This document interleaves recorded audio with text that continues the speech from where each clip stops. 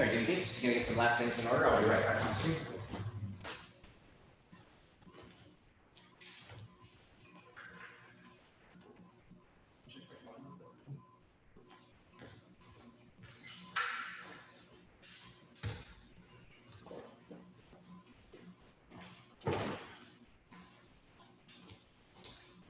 How are you doing, team? Happy Quarantine Monday. We're gonna do what we can and work on some solo drills, just like before, the same frame of mind when you're by yourself. Sorry, I'm still catching my breath. I did some workouts myself right beforehand. Just giving a thumbs up to my man in the back there. Okay, so we're gonna do the same old thing like I always do, the same old warm-ups. I'm probably gonna spend more time talking about solo drills than I normally do. Probably breaking down some more basic stuff maybe you had questions about, maybe you didn't have questions about. The situation is now we're warming up and my brain's gonna get back in order when I get some water and some sugar in me, so we're good. So I'm gonna do some side kicks, same as always. My favorite way to keep my hips in order. So catch my breath. Pretty good workout beforehand. Definitely not gonna go as crazy as I did last Wednesday.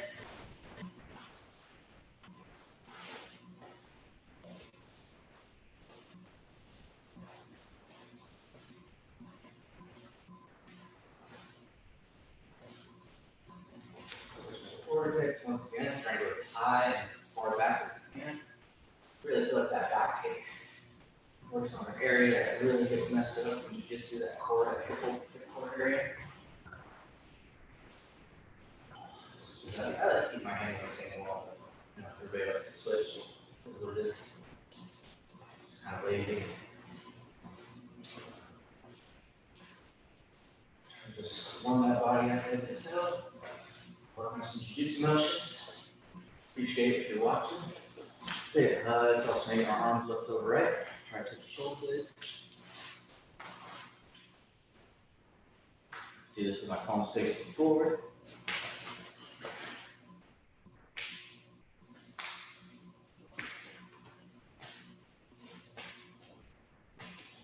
Back on our heels, up on our toes. Just a little balance drill. Where your head tends to go, your body tends to go. Use your arms and head to counterbalance. People make millions of dollars in this world knowing how to deal with the physics of their body, physics of projectiles. Well, not these days anyway. Sad burn. I miss sports just as much as anybody. Jiu-jitsu, hockey, whatever it is. Torso twist. Just droning along. Must be how podcasters feel.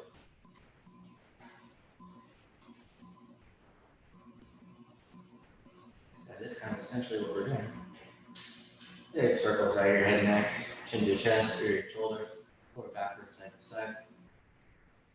I'm sure all of us are spending way too much time on the couch. Back, my butt, everything's killing me. Just sitting down. All right, let's just get little basic squats in. Okay, just 20 squats in. I'm going to be going nice and slow, mostly just concentrating on my breathing. So I'm going to be going in through my nose, concentrating on my posture, exhaling through my mouth. I'm just going to go 20, but I'm going to go nice and slow. It's all about that exposure. Nose, exhale through the mouth. And I like to look up. It kind of helps with the posture situation.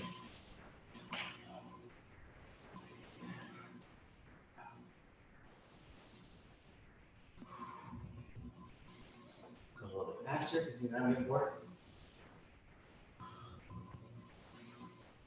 Last little hip flex at the end, that helps a lot. Once again, I'm off my breath for a movement into the nose. Exhale to the mouth. So I'll do about 5 more because I've lost count.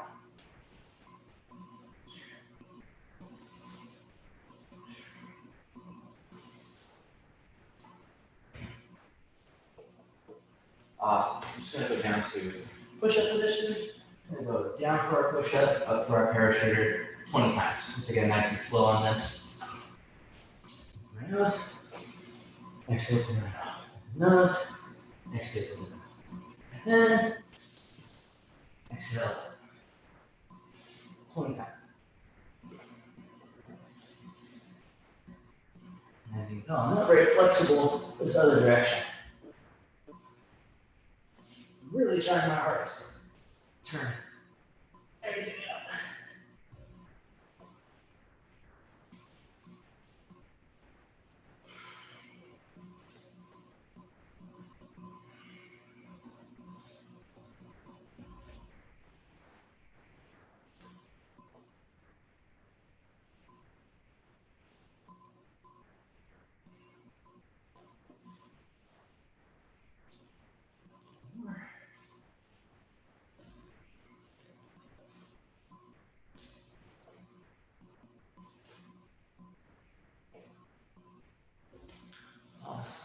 Flip over to my backside. Get those in the middle, so deep breath version. I can kind of do this on a wake up stretch. You kind of flex your whole body. Wake up alive. Big breath in. Exhale out. Once again. Big breath in. Exhale out. I'm just going to stay sweaty this whole time.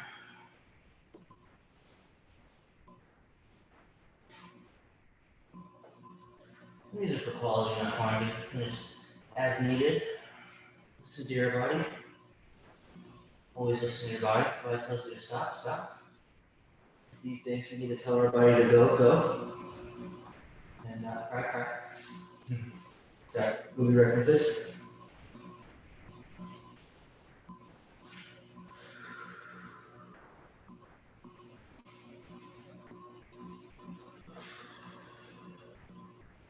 All right, I'm gonna get some neck exercises, and I'm gonna be dealing with some. We're gonna talk about some situations. I'm hearing everybody say it. It's so true that it's very, very difficult to train the aspects of Jiu Jitsu on our own by ourselves, especially with somebody who has no idea what's going on.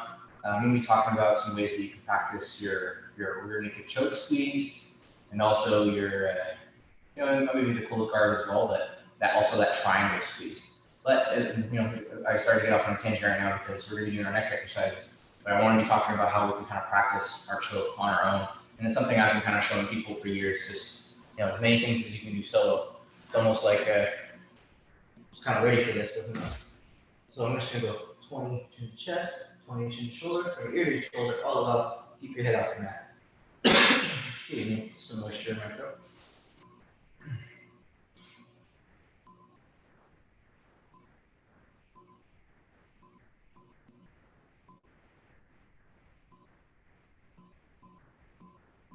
Don't hit it too hard on this.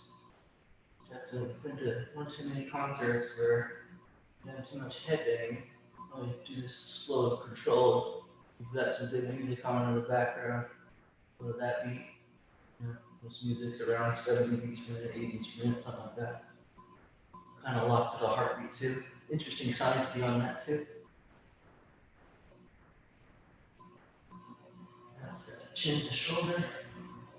Funny enough, I used to only do 40 reps of this, so it was 20 chin to chest, 20 chin to shoulder, ear to shoulder. For a reason, Gumby would say it so fast and fluid that I couldn't hear some of it or whatever. I always think it was just 40, so I was robbing myself of reps for years. Funny little anecdote of that. All right, speaking of Gumby, we'll be doing some cat and cow. Okay, Gumby preach all the time. We have to do to keep our back in order, especially in Gumby's case. He's really tall, so it makes sense that we have more situations with the vertebrae to deal with. I'm small, so I get folded up a lot. So I'm just kind of preaching to the choir on this, but we're going to do our good old cat and cow stretches. Okay, so I'm going to go this direction here. We're going to go hands directly over our knees. Maybe I should go here because that's the microphone is. Hands directly over my shoulders, kind of like a tabletop. Knees directly over my hips, the same old way. Right? I'm going to draw a big breath in, arch my back like a cat. Exhale out, move like a cow. You should feel your front core flex on that. So back core, cat. Front core, move. And just doing it as needed. Still really good. Especially after training, before training. Whatever it is you need to do.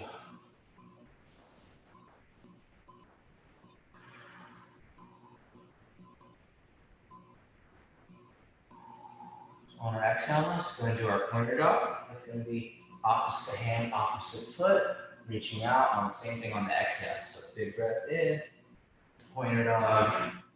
Once again, this is kind of as needed.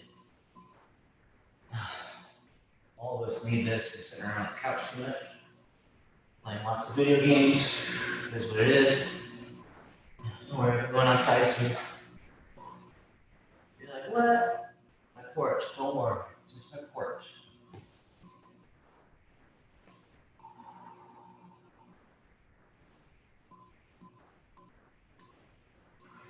Awesome. All right. I'm gonna get some streamer motions going. Got the hips to the hip mobility in order. So I just rest my hands back behind my head. It all depends on what you feel like doing. Right. I'm gonna start with circles inside. That rotation is gonna come from my hips, not our knees. So we gotta get some hip sway on that. Get big circles on that. Some speed helps. I'm moving a little bit slower than I normally am. Man, this guy's so bipolar. You're going crazy this side, now you're gonna be all lazy this time. Oh, sorry. Energy levels are over there. I'm gonna go outside.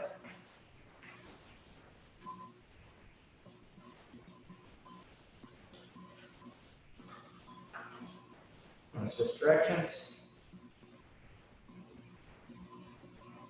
Switch directions. Switch. Switch. Switch. Switch. I broke my hips.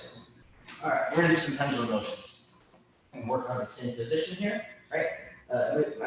You might feel like, oh, I do this all the time, but believe me, this is something that I did wrong for years and years. Very corrected recently, so it's something, you gotta watch it and make sure we correct it and not rob ourselves of any power on this. Okay?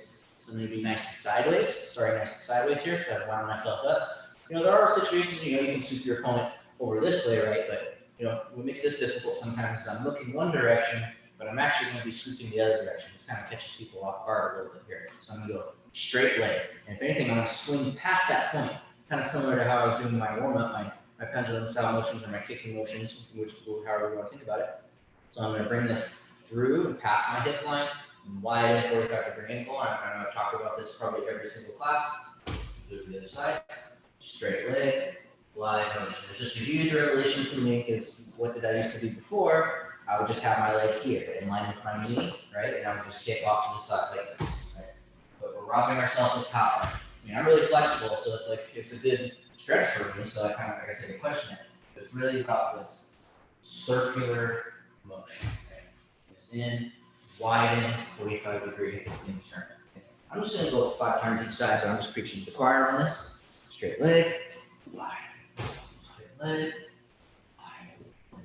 leg. Angles, just see.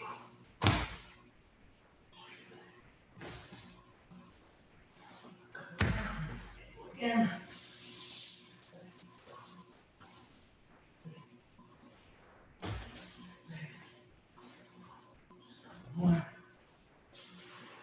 All right. Let's do a different style pendulum motion here. Okay, so I'm gonna use my pendulum to help sit myself up. So we're gonna start from that same seated position here. Okay, so you might be able to use this to sit up to maybe a dog fight position or swing your hook into the back to maybe hit a daily back take. Okay, but we're just gonna use this pendulum to help us sit up, right? But if I was watching you do this, which I'm not, I wouldn't want to see anybody just coming up to their elbow like this. Okay. It's pretty unrealistic that you're just going to be able to get to your elbow because you're trying to use the weakest part of your body. It's really easy for them to just collapse with you. Okay, so I'm going to use my leg. Okay, sometimes you can use both of them, but right now I'm just going to concentrate more on one leg there. And if you notice, kind of when I did that, kind of came up my shoulder a little bit. I kind of lifted my hip up a little bit. Okay, so I'm kicking one direction so I can gain power for the other direction. And sometimes I'll do the same thing with my arm. Sometimes you might see this motion happen in a half guard situation going for the old school back take, okay? And use this flick kick, and now I'm gonna sit up. I didn't try to use my arm to sit up, okay? I used my leg as momentum to help myself kick myself up here. Now I'll go to the other side. And I'm not thinking about just getting up to my elbow. I mean, this might be a thing to do, but somebody knows what they're doing. If you're watching me teach on the wall, imagine if that wall is right here and that wall's not moving. It's gonna be very, very difficult for me to get up into that wall, right? But I might be able to kick myself up to this position here, right? And it will apply to, off the top of my head, at least 5 different moves, okay? So let's just go and get this, I'd say a couple times each side, okay? I'm gonna go kick, sit myself up. Kick, sit myself up. And take some core strength on this. Obviously, if I just never kick like this, right? So as soon as I wind my leg up, I come around a 90-degree angle, right? I keep myself at a 90 degree, and I bring myself up. Okay, something around 90 degrees. Kick, sit, and that's all that kick. I'm gonna go to the other side, even things out. Maybe you're thinking I'm going this situation here with my arm and my leg. This works too. Sometimes I even go with both legs and sit myself up, but this is just the roots of that leg. Sit myself up, leg, sit myself up, leg, sit myself up. And you might even be able to use this as an means too, if you're on your back, leg, sit yourself up to whatever your favorite seated guard is, either here, and I'm going to kind of talk a little bit about that here in a second. Okay, so just let me over some notes really quick.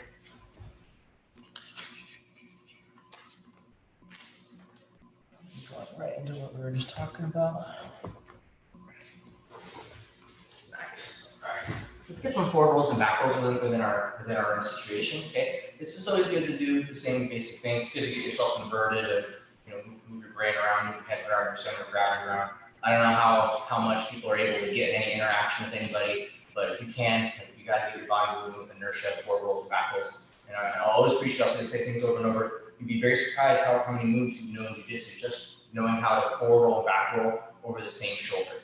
It's pretty rare that you start rolling over one shoulder and you roll over the other, but it is what it is. You should be able to do everything.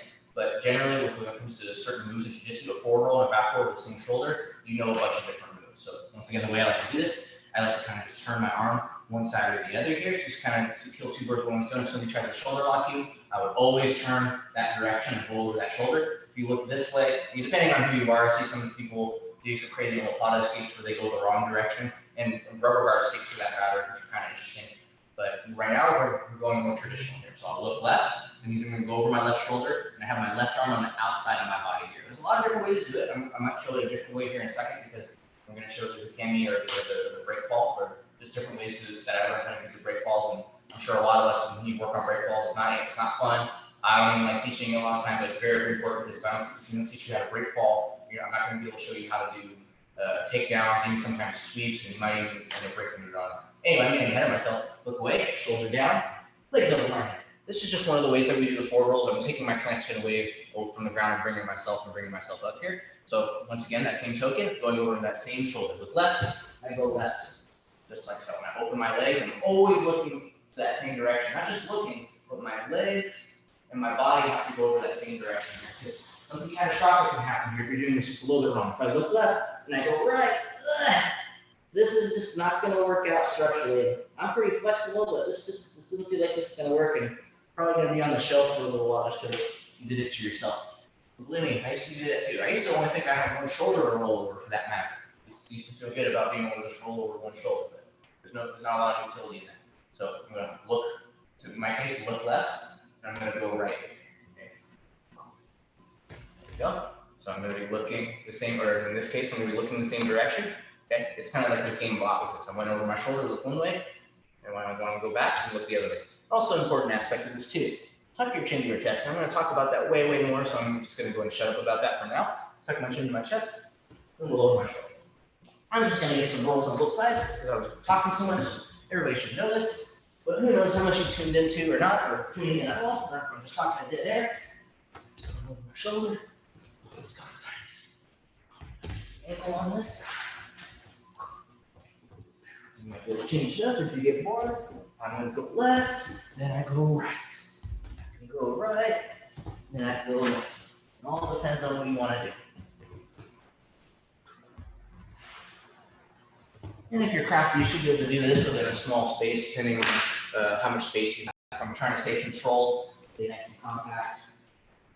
I have my bed on the ground in my room, and I've been doing goofy stuff where I roll from one end to the other trying to capture something. Anyway, I should probably film that so you can see what I'm talking about. Okay, let's do some turtle motions.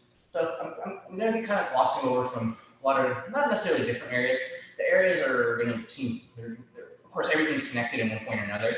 We're going to work on some turtle style solo drills. I also kind of want to show some solo drills that you can use to think how to escape from the back. That's very, very important too.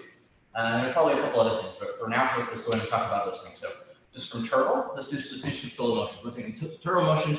Obviously, we're starting from a turtle position. A turtle is defined by my elbows being tight to my knees here, staying nice and tight and trying to block my space. This is not a turtle position. This is saying arm bar and choke me. It's not going to be a good time for you. Okay, so we're going to be down here. Okay, I generally like to practice my sit outs on my elbows because it's pretty rare that I'm going to be doing my sit outs on my hands, but you know, sometimes it might happen when somebody snaps you down and you stay on your hands. You might be able to sit out from there. But I like to practice nice and low because I'm shelling up, and I generally, if I'm reaching, that was going to be a bad thing. If you get sprawled on, that's a bad thing. You'll generally be getting to this situation here.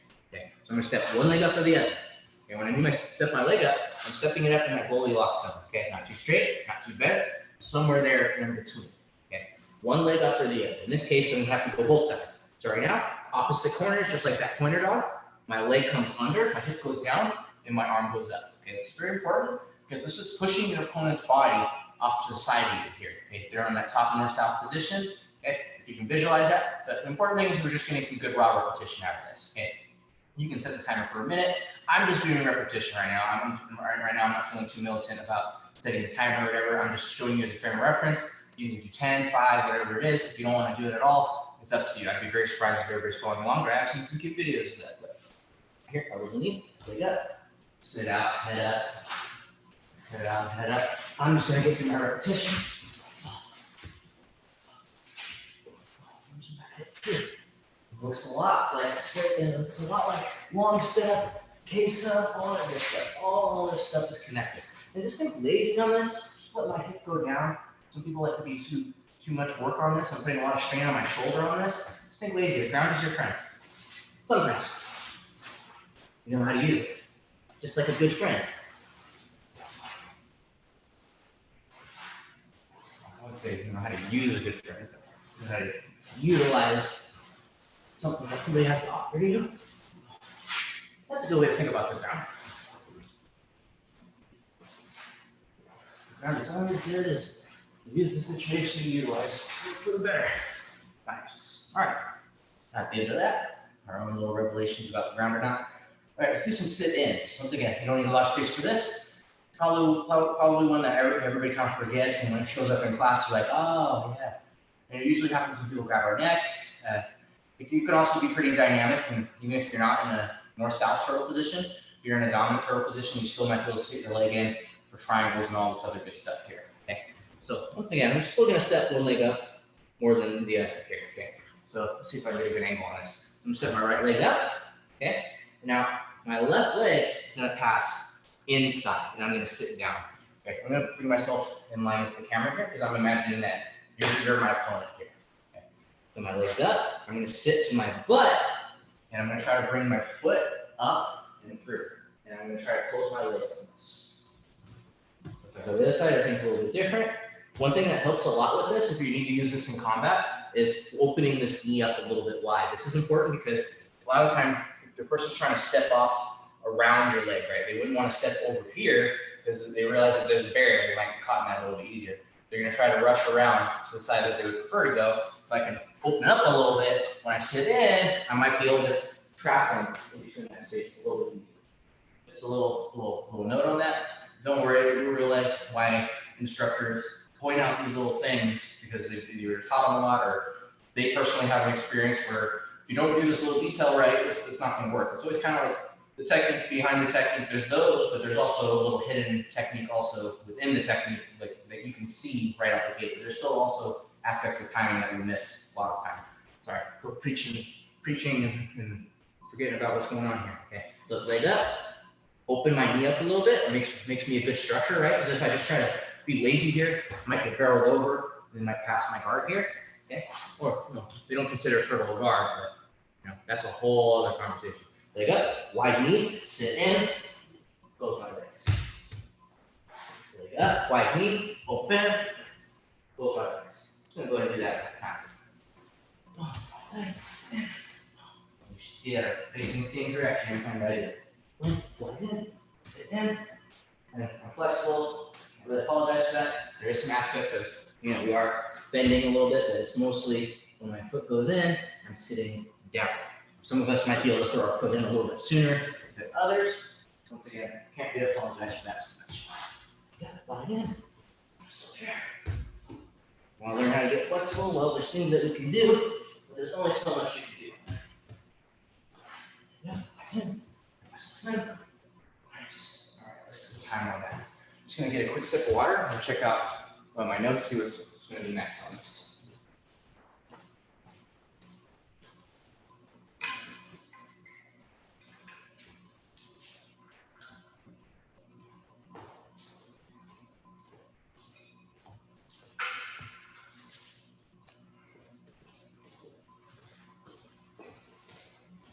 All right, I've been talking for a while. Give me 1 second, team. Okay.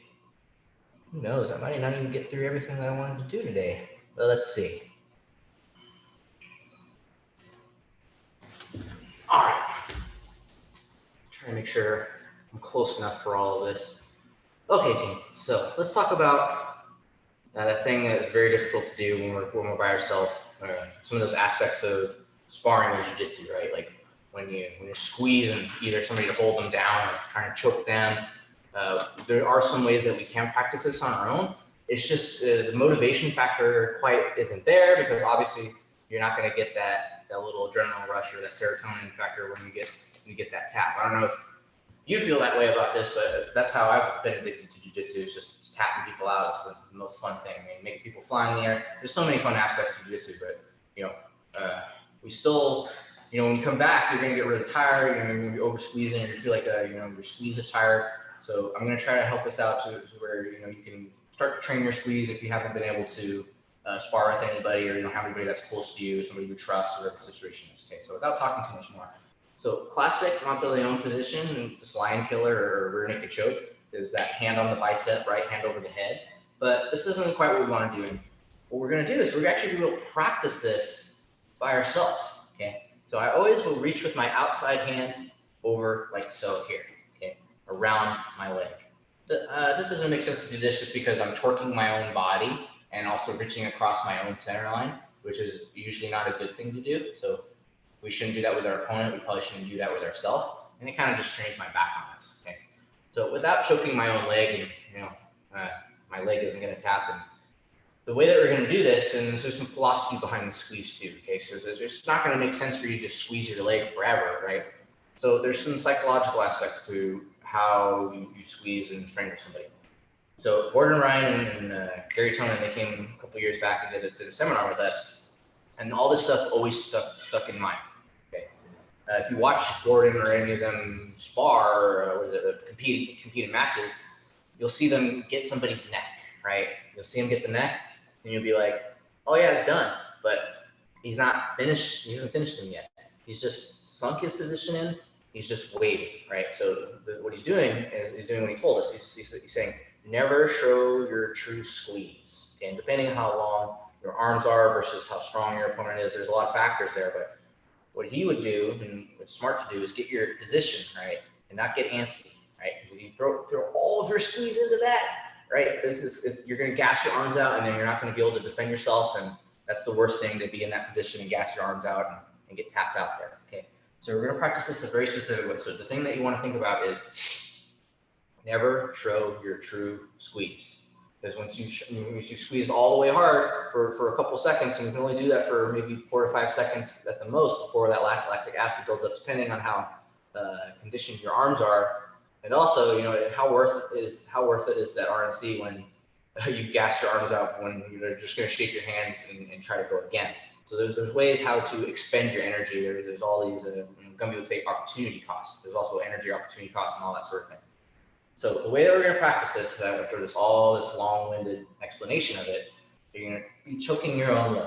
Okay, I'm going to move through this. Okay, always want to make that adjustment of your elbow being more in between, or not necessarily in between, but in line with that knee, which would be in line with the neck here. Okay, so you can see that this elbow will be directly under my chin. So most people will be nice and shallow here. Look at all, it's hard to see, but there's space here. This adjustment, no more space, right? Here there's space, no space. Okay, so I'm gonna make fists. Most of the time people will go hand open on this, but we're gonna make a fist. I'm gonna do 2 fists, and I'm gonna bring this over. The last thing I'm gonna do is I'm gonna latch my ear, basically go ear to ear on this, And the aspects of why we don't grab with our hands is because generally when people will defend, they'll reach for the fingers and all that sort of thing. And a lot of time I'll close my eyes too, because sometimes when they reach, they also go for the eyes. So sometimes it's okay to close your eyes for a second. I don't know how many times you've been poked in the eye, but it's definitely happened one time or two. So once again, with aspect of this, never show your true squeeze. You want to be kind of like a python or any sort of snake, any kind of crazy, wild, big snake that would find its prey and would just start to squeeze the life out of it little by little. You never just squeeze really hard, right? And that's a really bad thing to do with your training partners, just in general. I mean, if you really want to, get that choke, if it's your opportunity, you know you have it, right? But it's going to take years before we realize if we have it or not. And also, you might have kind of like a subpar choke that you finish somebody in for a long time, and then you start to go against somebody that's high level, and you realize my choke isn't so good. So, we got to really train these aspects. So once again, so little by little, ear to ear. So you're just going to squeeze. You're going to start from basically that zero position. You put yourself in, if you had a human in between here, they would feel like nothing's happening, right? You're going from zero, and you shouldn't get to 100 on yourself, but if you want to squeeze to that, in theory, somebody should have tapped by that point, right? So you're going light, little by little, squeeze, as hard as you need to, and just move on to the next arm. Okay, so I'm going to take this out. I'm going to go to the other side. Bring this one in, bring this one over. And this is probably not the best thing to do. Exactly what I'm doing is bringing my hand over here, right? You can still practice our setup on this too. So Gary Tonin setup. See my hand reaching over that invisible shoulder. See, you can reach and slide that over. There's a lot of different ways to do it, or you can do the Gumby way. You can go gable grip, right?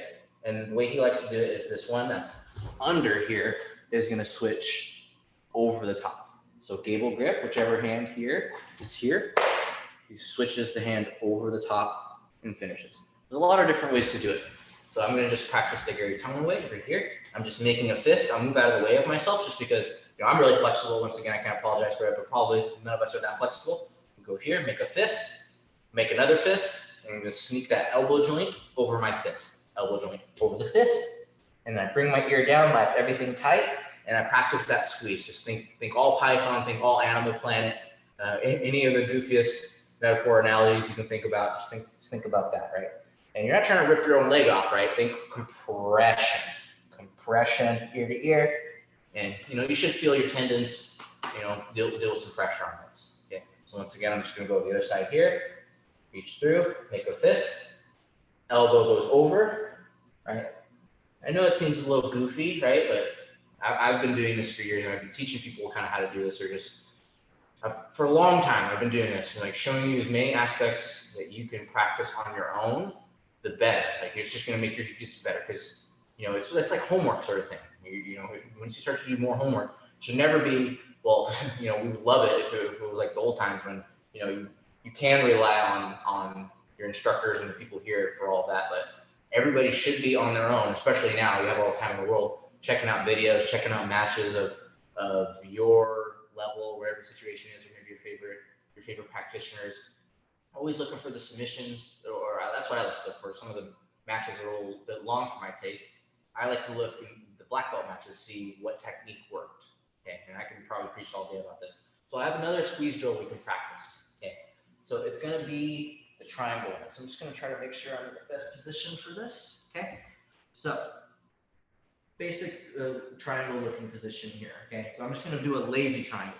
So there's footage of all of us, I'm sure, doing this BS triangle. This is not a good triangle where I'm throwing my knee joint over my foot, right? Because this is a ballerina foot. You don't want to ever go ballerina foot on this. But, you might get away with finishing people like this for a while. There are certain people that you just can't triangle. You may not be able to even fit them into that spot, right? But let's talk about if you could. So just notice that you should be able to see that there's a lot of space here. And I'm just looking at the screen here, seeing if I'm in the best position for this. It kind of looks like it is. I'll make myself a little bit more. Okay, so just see that all this space. So I'm going to get rid of this space. So the first thing I will always do is do this hamstring flex here, okay? And also make this hook, okay? Ballerina foot, jiu-jitsu hook. Ballerina foot, that does nothing for you. Jiu-Jitsu hook. That's going to stop something. There's going to be that chop. Okay, shout out to Dustin Dennis, chop certified, right? Big aspect of that, right? And also protecting the integrity of your body too, right? And not letting this sort of situation happen, getting stacked up like this. I would turn out and get an angle on that. Let's just talk about how you can practice your squeeze on this. Okay, there's a lot of different ways you can practice your squeeze. This is one of them. So we work on an arm squeeze. Let's do our leg squeeze. So how can we do this proper squeeze? So here, hamstring. Now, when I throw this leg over, already it's going to be tighter. If you can just, if you want to rewind or visualize that space, it was small. So I'm just going to rewind it. See, that's less breathing room already. To make this tighter, instead of having my leg up in the air, right? Because if they stack me, this is what's going to end up happening, and they'll end up getting their arms inside of that space, right? I'm going to latch down this top leg, also with a jiu-jitsu hook, all the way down here, okay, right? And I'm flexing these muscles like no tomorrow, right? This is very, very important. You're going to be flexing these muscles like no tomorrow. Same thing with a good closed guard. You know what you're doing with that. Your legs are going to get really, really tired, okay? Like I said, I've been moving backwards just because, you think you know techniques, but I'm always preaching. So technique behind the technique are the concepts that we've missed, or the engine behind the moves, okay? So here, how am I going to practice my squeeze? So here, flex. Okay, jiu-jitsu hooks are very, very important. Those jiu-jitsu hooks. The other thing that I'm doing just already is those knees pinched together. Okay, see that? Look at that space. There's not a lot of space going on here, right? And the last thing that you want to do is just making sure that you just hold down, hips up, flexing my core. We need to do that for more than 3 to 4 to 5 seconds. There's probably some sort of technical issue wrong, so we won't ever have to do that for more than 3 to 4 to 5 seconds. So we go big breath in, flex everything, exhale out, and then squeeze, right? So this is bad, too much space, ballerina feet, all bad, right? And it isn't always necessarily the thing to do to just grab here. I mean, this is something you can practice too, right? I mean, if you want to figure out like which leg is over on the top, my old instructor would always teach to kind of grab here. I used to grab here a lot. Grabbing the head is definitely a better situation, because what do? Is they burst out, right? The leg isn't the source of my problems on that. The head is the source of my problems. But because I'm by myself, this is how I'm going to practice this. Okay. So if this leg is in here, I can reach and pull, just like that. Knees pinch, hips up, and finish. And right now I can't get quite of an angle. And Dustin Dennis was actually kind of a fan of finishing right here, right? Because of just how much pressure he would put. And he would put pressure more on the shoulder, right? Not even getting to this where you think that this is perfect position, right? He was still finished from like here. See, like my shin has not even gotten to my knee. It's mostly all about this. And for that matter, you can finish a triangle with no leg over, right? I can pull the arm across, flex this down, get my angle, and finish. But I'm just going to show the other side on that. So if you want to practice, I'm sure everybody's like, oh, this is kind of an interesting little aspect. For me, I feel like it's interesting too, but I've still been kind of getting little bits of training in. But this is one way you can kind of get your squeeze on, because that's just one thing that's so hard to recreate. Okay, so I'm going to switch my legs over the other way. Right, reaching in isn't always the thing to do, but it's a way I can kind of practice what I can do with my body. Right, reaching, grab, nice and tight. Once again, this is a bad triangle. You can just see how much space there is. I'm going to go jiu-jitsu hook, knees pinched together. Last thing is I'll go hips up, because you want that kind of guillotine effect. It's all those things together. The arm is going to choke them, my hips, the legs, everything. There's so many things together on it. Okay, so I'll go the other way, over here, squeeze. I'm squeezing that way on somebody's neck, doing all of that. They're going to tap. And that's really all you need to do. So just practice doing all those things. But people, for whatever reason, people think like, oh, I have somebody in the triangle. It looks like the triangle. It looks like the triangle. You're sort of in it. You might be able to tap certain people to a lazy sort of triangle, but you're going to do yourself a favor by, before even throwing that leg over, making that hook, right? So even here, I should be already flexing my jiu-jitsu hooks, right? So it should be really easy and fast by this point, by the time you adjust. So I'll go the other way, jiu-jitsu hooks. Nice and tight. Look at that. Super, super tight. Turn myself sideways and finish, and maybe looking down to the ground. This is better for me. Okay, might do a little different angle here. Tight. Everything's tight, right? And that probably doesn't really matter much. Go down here, right? Flex, right? You shouldn't be having to do this for too long, right? I don't know if anybody's flexed a triangle for more than a minute or so. I've definitely probably had to do that, but it's a strain on your legs. And I wish I would have saved myself so much more time. Okay. So I'm just gonna go ahead and move on to the next thing. I'm just gonna get a quick sip of water. I'm talking a lot.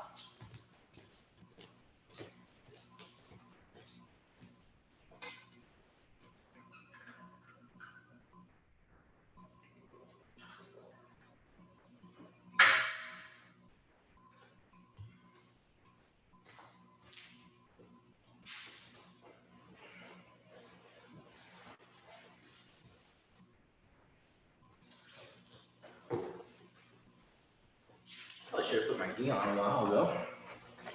Just trying to cool down. A little really hot. All right, let's see what's going on here. Ooh, sweet. Okay, we got a couple of good things we can do. Plenty of time left.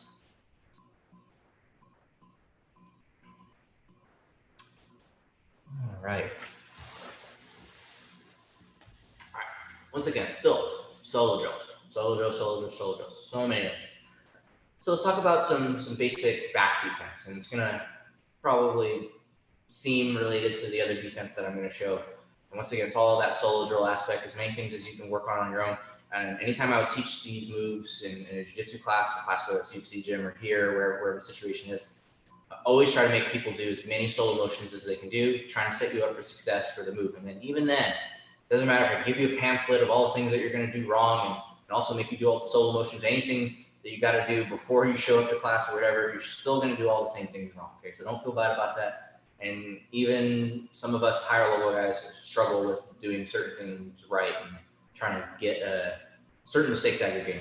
Anyway, what are we going to practice? What are we going to be visualizing here? So I'm going to visualize that somebody's on my back. Okay, so if somebody's on my back, I'm always using my hands. Okay, generally reaching, like something's trying to come up, like if something was kind of getting pulled over my head, right? I'm always kind of trying to pull that down. Okay, so just in general, if something's going around my neck, I'm going to use my hands like hooks. I'm going to try to pull this down. Okay, sometimes it's 2-on-1, depending on how much the wrist is going around the neck, right? If they're trying to go thumb inside the collar, generally I'll be thinking about one on the wrist and then one on the elbow. Okay, and then that's where that hand would be, right? I got to do what I can with your team. So hand here, pull. Right, but I wouldn't do this. I'm just visualizing what the person would be doing if we were in combat right now. But if I'm doing this right now solo, here, right, pulling this down. And also, connection to the ground. Balls of your feet, toes, the surface area of your feet, close to your butt. Knees about always wide as your own hips, okay? And you're gonna be able to do this either side on this, okay? I can sometimes push my shoulder over to this side, okay? Or I can sometimes push my shoulder over to this side. Depending on which way I'm pushing is going to dictate the way you're going to escape. Okay, so let's go ahead and go this way first. Okay, so I'm on my left shoulder. If I'm on my left shoulder, I'm going to step out with my left foot. Okay, my left foot, and a lot of time I'm thinking about pushing the leg down, but don't worry about that right now because there's nothing there, right? So I'm going to go hips up, step out. Like I said, usually sometimes I'll be thinking about the invisible hook. So watch what's going to happen. I'm visualizing that my opponent is on the right side. And we have to do all of this because I want to be on the side that I want to be on and not the side that my opponent wants to take me. If I'm being lazy about this, I'm staying neutral, they're going to be able to take me to whichever side that they would prefer. So if they have their choke arm facing the sky here, choking me, I would defend, right, and bring myself over to the other side. If anybody's rolled with me, you'll know that this is my go-to defense, okay? Because if I pull this arm down and I have my shoulder blocking the arm, you're not going to choke me because my body is blocking the arm, okay? And you have to worry about your position at that point. Hip up, onto one shoulder. Step out to the left, watch what happens. One shoulder passes down to the ground, okay? That means I'm keeping pressure on my opponent, okay? Pressure on my opponent, leg passes under, also my arm passes under, and you see how I did about a half turn? So if somebody was on my back, visualizing that we were a teddy bear, right? He was in this position. If I got a half turn out of that, that means I escaped out to side control. Okay, that's my preferred way to escape the back situation. I like to end up in a good position. Okay, I like to be able to make your life or make you pay for thinking that you're going to take my back. And I'm always just trying to get back to where I know is a good position for me. Okay. Of course, there's situations where you can't always escape to the good side. Okay. Good side or bad side, meaning if my opponent has the choke arm facing the side here, I'm more likely to get finished. I have to go to a certain situation. If I can, I want to push myself over to the other side if he has that arm over the neck. Okay, so I'm going to show the escape on this side. Okay, I have my right shoulder on the mat here, so that means I'm going to escape out to my right side. So escape out right. It's kind of tricky because I'm looking right, but I got to escape left. Okay, that might be why it's so tricky. Left arm and left leg, going to pass under, and see how I did this half turn, and I escaped my arm. I did a full circle with my arm. Now my arms are both in front of me, and I'm basically imagining that I escaped out to the side control. I got my toes on the ground because I'm trying to be heavy, I'm trying to be strong from this position. I'm going to do a bunch of different angles of this so you can see.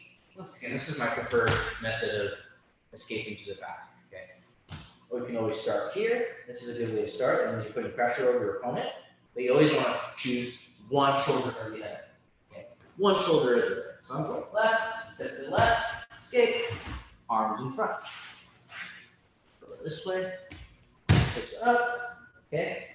On one shoulder, very important because I want to put my center of gravity where I know it. Okay, release a weight to my point. See how I'm connected to the ground, feet connected to my knees, to my hips. I'm basically pushing all of my weight to my shoulder here. This makes it really hard for them to take you back over. Then they get intense to go down. Okay, so always step out in such a way that you're not blocking your own foot. Two, don't go here. You'll take away your connection. Always pass your leg under. Leg passes under, arm passes under, and I escape. As many angles as I can think of. Foot, arm, and leg. I've used this so many times. Up, step, shoulder, shoulder to shoulder. So it makes it a little bit difficult. Just up, step, shoulder, elbow, knees. Nice. Once again, just going to gloss through my notes, make sure I'm on track. Oh yeah, okay. I got one more for you, team, and we'll all cool down together. So this is another one too. Okay, so there's ways we can practice our basic armbar defense. Okay, we can kind of show the Gumby version of how he shows his basic defense. And the first thing he would show any beginner for an armbar defense. Obviously, it's not any situation where my arm is getting stretched. It's one where I keep it bent. And I'm also going to show you a way to add something to that. Okay, let's see if I can get myself position where I'm in the screen. It's looking good. All right. So you are the person attacking me right now, the camera. Okay. That means if my arm's on this side, you can potentially attack this arm and my neck and so on and so forth. So if that's the case, I'm always just keeping my arm bent just in general. But everybody's so handsy. Everybody thinks they can do so much with their arms. There are things we can do, but it's not just reaching out.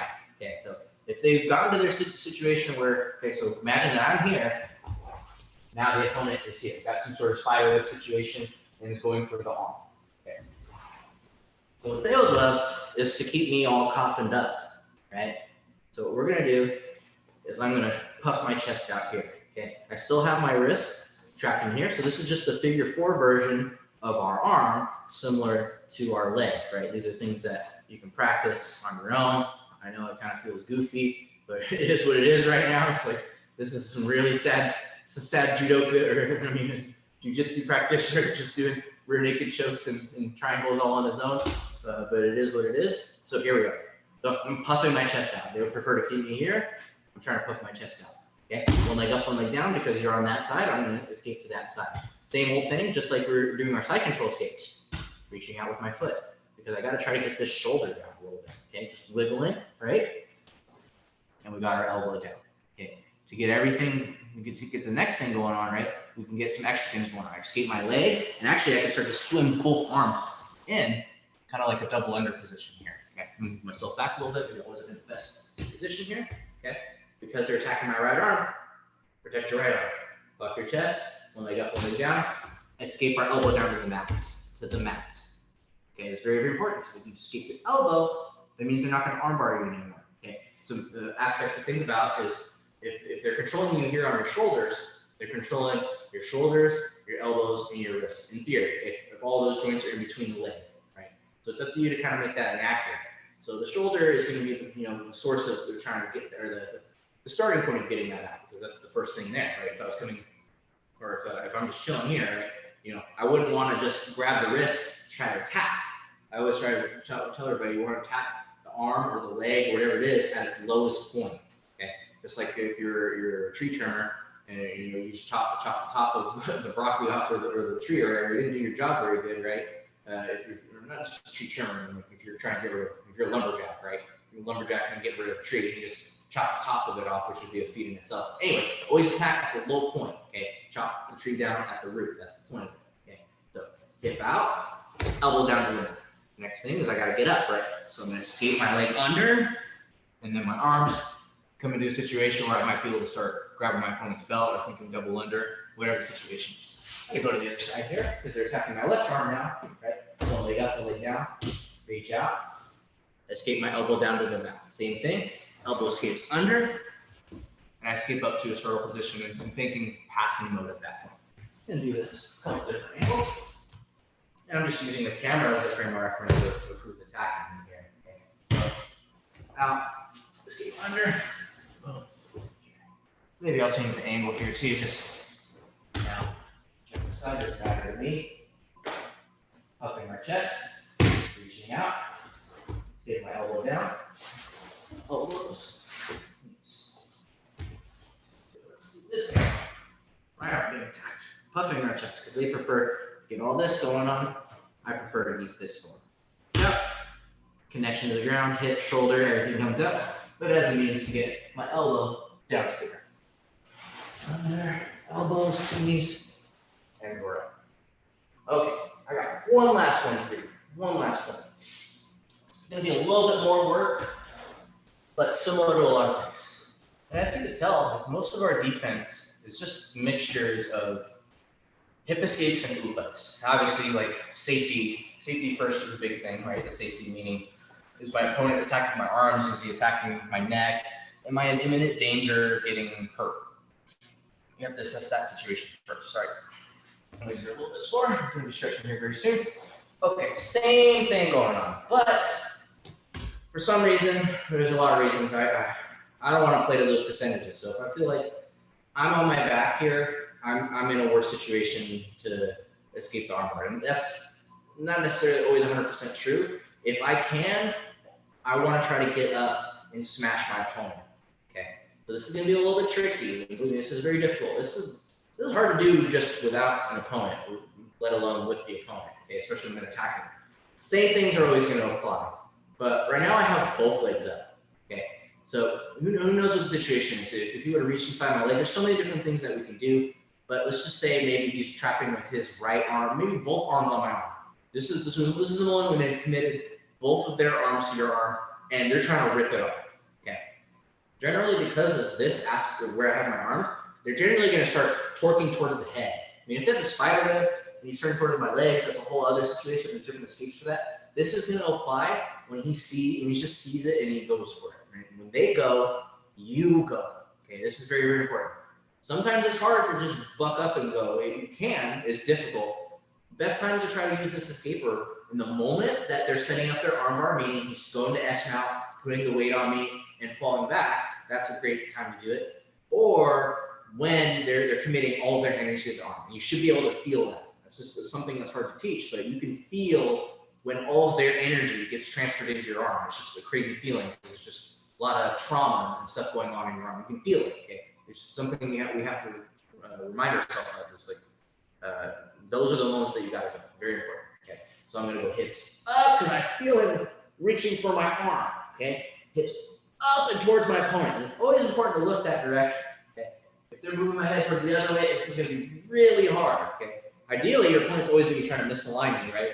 Put my knees one way, put my head the other way, and basically have their way with me sort of thing, right? I need to keep my body in alignment, however the situation is. So protecting my arm, hips up, watch.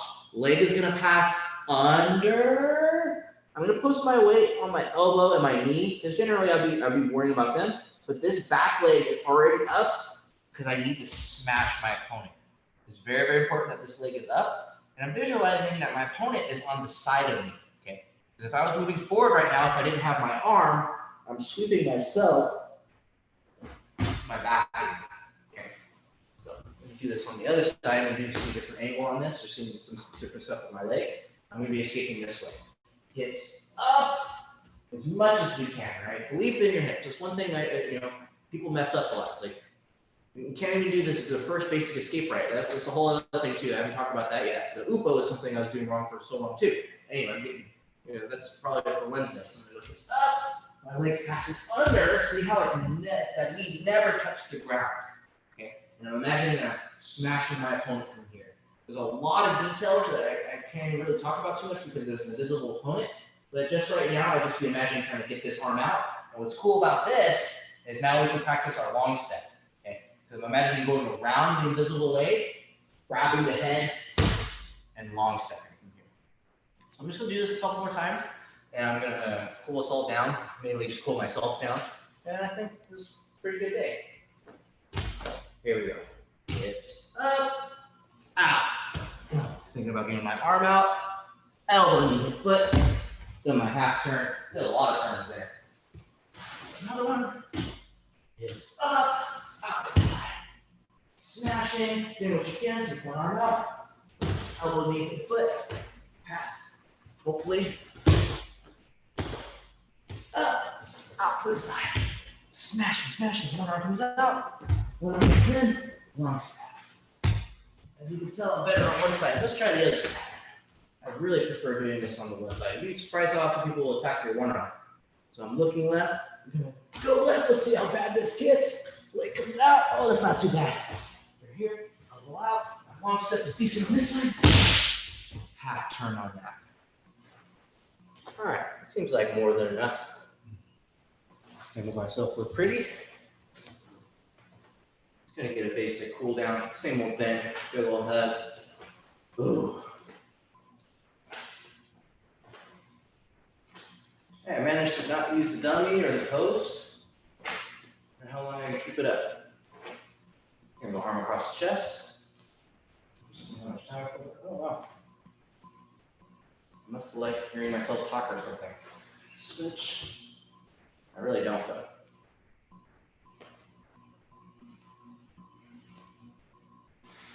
Arm behind the head.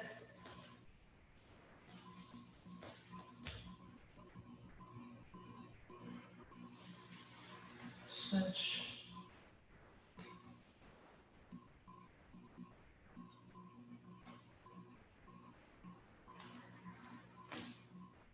Just gonna grab my quad, see how balanced I am, or maybe you are.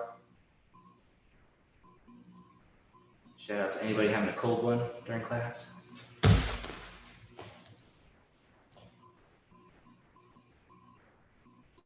Alright, pressing those hips forward. Big breath in. Exhaling out, touching those toes. Something you should do every time you get up off the couch. Reaching out, hands and feet.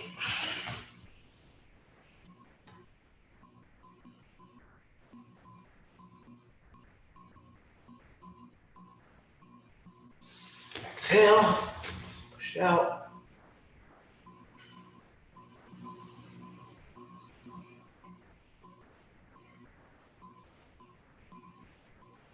And exhale, child's pose.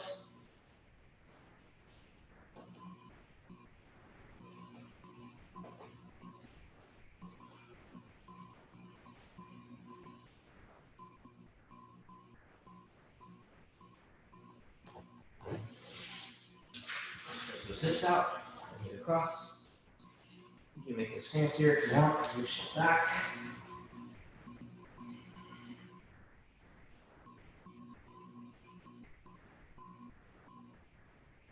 Switch.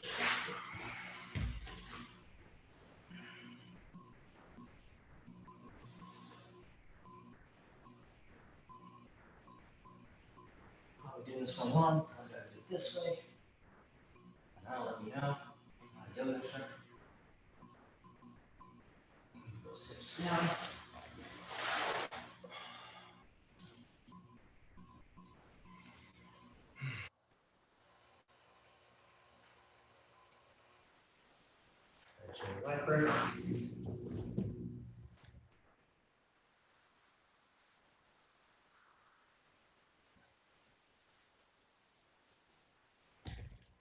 Roll.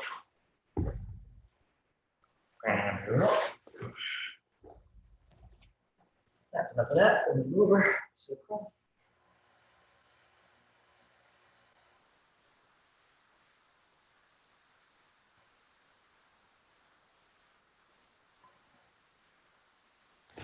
Lifting it up.